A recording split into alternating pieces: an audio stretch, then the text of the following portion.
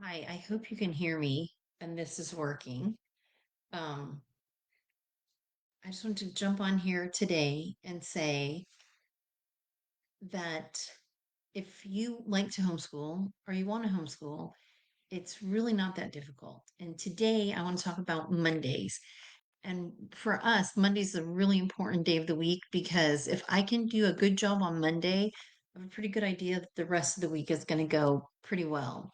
So, what I consider doing a good job is like getting up on time. So, step number one, getting up on time. And there's a lot of ways to be lazy in our culture. And I find that it's very easy for me to be distracted and do all kinds of other things. But you want to put your kids first, which means you have to choose not to be distracted by all those other things. So, this week, I um, heard a guy say, you should be the architect of your own life. And um, one of my life themes is designing the life you'd love to live, not somebody else's life, not what anybody else is doing, but the life you'd want to live, that you would enjoy doing the things that you want to do. And for me, that's homeschooling. I super love homeschooling.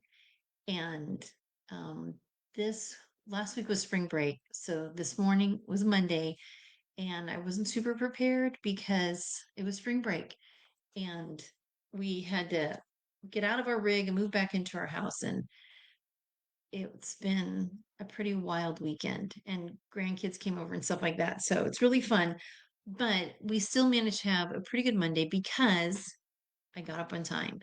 And getting up on time, um, for me, makes this huge impact on my day.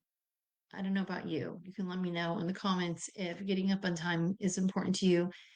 I know when you're a young mom and it's Monday morning and you've been busy over the weekend, you're going to probably want to sleep in and let your kids sleep in because you've all been busy and they're tired. And I highly recommend letting little kids sleep in.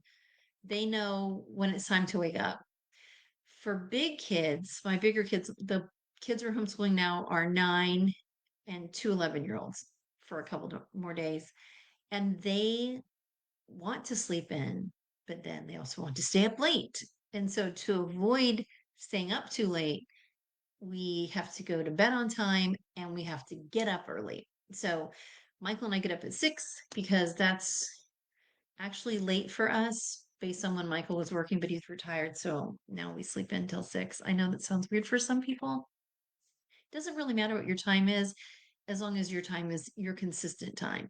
And on Monday morning, especially, it's super great to get up on time and get your week started, not just your day. You're going to get your week started on time by getting up on Monday. Um, the best thing that I find that gets me ready for Monday is doing a really good job on Friday of finishing out the week, knowing what I'm going to do on Monday. So, some of the things that I do on Friday, so that when I get up on Monday morning, is I print out anything that we're going to be using for the week. If it's a checklist, I don't do checklists all the time, just when we're working on something specific. So then I do the checklists and get them all printed out, print out any pages they have. My boys have little folders. Let me get that little folder.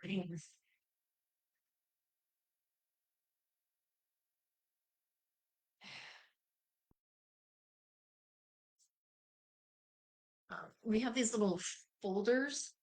It's a clipboard notebook with stuff inside. And this is their like week's worth of work. It's inside this folder.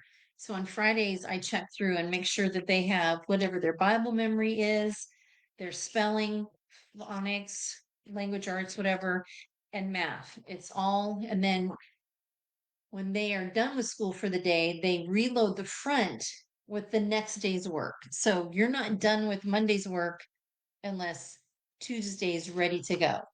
Because I don't know about your kids, but mine are a little draggy in the morning and I like to give them a good start. So that means when they're anxious to go down and play at the park, that's the time it's like, okay, you can go as soon as your notebook is ready for tomorrow. And that's worked out really well for us because when we travel or if we have road days where we're going out driving around and they're still going to do school because we're going to be out for a while, all of their school again, it's in this little book. It's a writing tablet. It's got a little, can you see this? Got a little pencil container at the bottom. And so it has everything they need, and then whatever book they're reading gets to go with them. So, watching from Kenya, that's interesting. All right. So, what kinds of things do you do to help you have a really great week? I'm going to repost this as just a little video reel on my Facebook and other platforms. And I'd love to hear about what you do to help make sure that Monday is a really great homeschool day for you. And I should take more notes. That's what I should do next time. But I'm just trying to get in the habit of coming on here live.